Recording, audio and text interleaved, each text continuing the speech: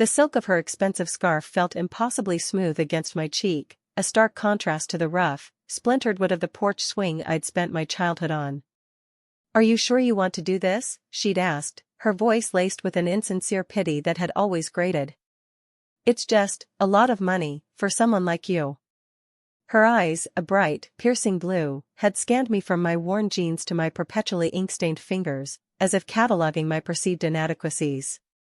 I'd felt a familiar knot tighten in my stomach, the one that always appeared when my sister, Clara, decided to hold court. It was a Tuesday, just past noon. The air was thick with the scent of honeysuckle and the unspoken tension that always hung between us. I'd just inherited something substantial from a distant relative, an uncle I barely knew but who'd apparently kept tabs on my quiet life. It wasn't a fortune, not by Clara's standards, but it was enough to finally breathe, to make plans. And Clara, ever the pragmatist, had been the first to descend. My childhood was a tapestry woven with Clara's pronouncements. She was 3 years my senior, a natural leader, always at the center of any storm. I was the quiet observer, the one who preferred the company of books and the intricate worlds they contained. Her dominance wasn't malicious, not overtly. It was simply a fact of life, like gravity or the changing seasons. She'd always managed the family finances, the social calendar, even our parents' opinions, with an effortless grace that I envied and resented in equal measure. When I was 16 and saving up for a beat-up old car, she'd casually borrowed my entire stash, $20, a king's ransom for me then, for a concert, promising to pay me back. She never did. When I'd landed my first real job, a junior analyst position at a small firm, she'd scoffed. "Oh, that's nice, dear. Something to keep you busy, I suppose." Her words, delivered with a saccharine smile, had chipped away at my confidence like a persistent woodpecker. There was the time our parents decided to sell the lake house, a place filled with so many of my happiest memories. Clara, naturally, took charge. She orchestrated the showings, negotiated with the buyers, and ensured everything was done efficiently. When I'd timidly asked if I could salvage a few old fishing lures and a faded photograph from my childhood, she'd sighed dramatically. "Honestly, darling, it's all just clutter. We need to declutter before the sale. I'll deal with it." I found out later she'd boxed up everything that wasn't deemed valuable and donated it to a church sale. My box of treasured keepsakes, the ones I'd planned to bring with me to my new apartment, was gone. The memory still pricked, a dull ache I'd learned to live with. It was the small betrayals, the constant undercurrent of dismissal, that had shaped me. I'd learned to retreat, to build walls around my inner life, to find solace in the predictable logic of numbers and code, a world where worth was measured by merit, not by the volume of one's voice. The day everything changed, the air was the kind of humid gold that promised an early evening storm. I sat on the same porch swing, the worn wood groaning under my weight. The legal documents, crisp and official, lay on the small, chipped table beside me. Clara arrived unannounced, as usual, her sleek black car a stark contrast to the faded paint of our childhood home. She was dressed impeccably, a tailored suit that screamed power lunch. She'd heard about the inheritance, of course. News traveled fast in our family, especially when it involved money. She'd been uncharacteristically jovial on the phone, a forced cheerfulness that always set my teeth on edge. So, she'd begun, perching on the edge of the swing, her movements precise and economical, Uncle Robert's little surprise. "Quite a windfall, isn't it?" Her eyes, sharp and assessing, lingered on the manila envelope I held. "I've been thinking, and, well, you're not exactly equipped to handle this sort of thing. It requires finesse. Investment strategies. I could manage it for you, you know. Put it to work. You wouldn't have to worry about a thing."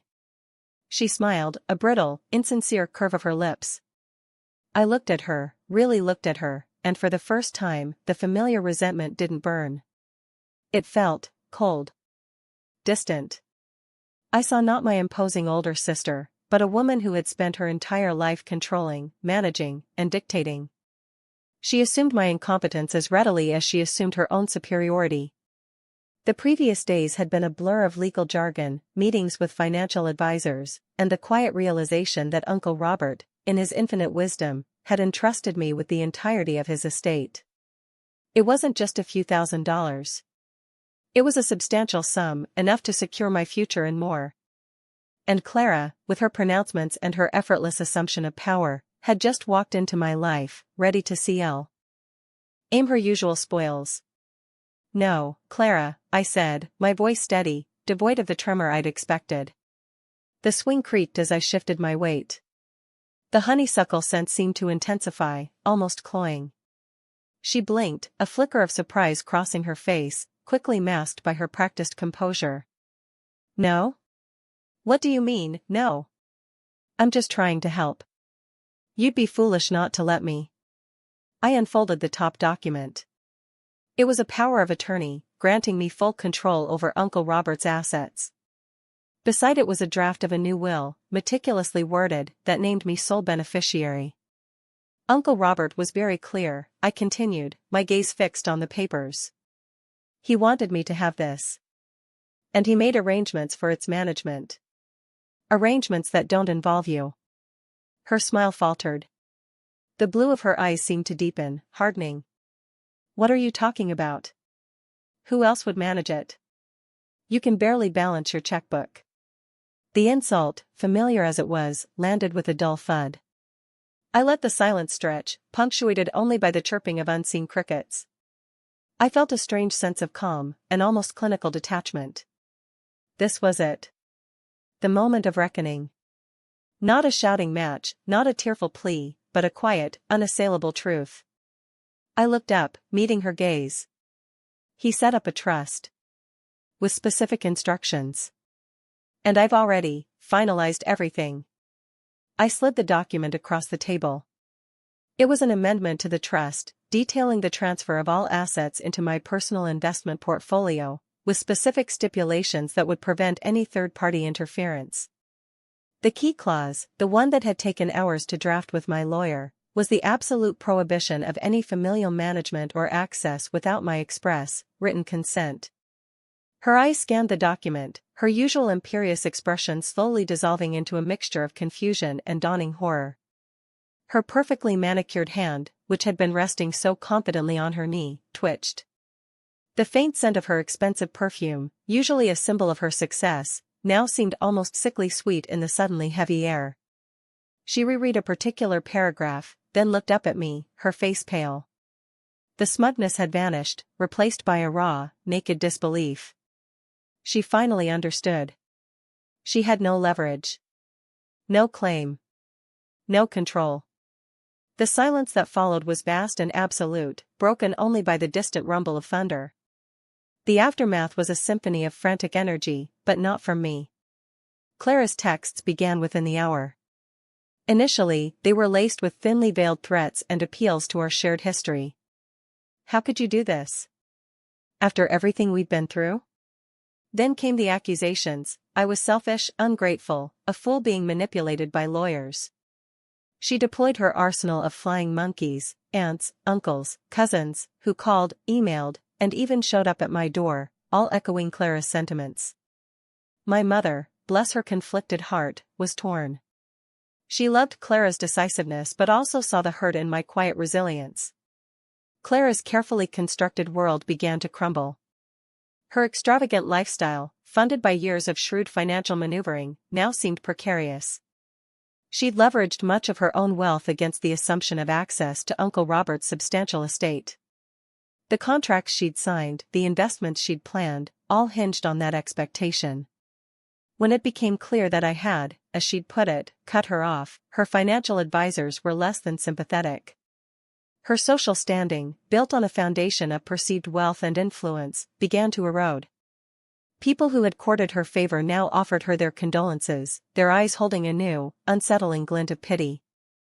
I saw her once, across the street from my old office, looking smaller, somehow, her shoulders hunched beneath the weight of her designer coat. She didn't see me. My life, however, settled into a quiet rhythm. The inheritance wasn't about ostentatious displays of wealth, it was about freedom. Freedom from the constant need to prove myself, freedom from the gnawing insecurity, freedom to pursue my passions without financial constraint.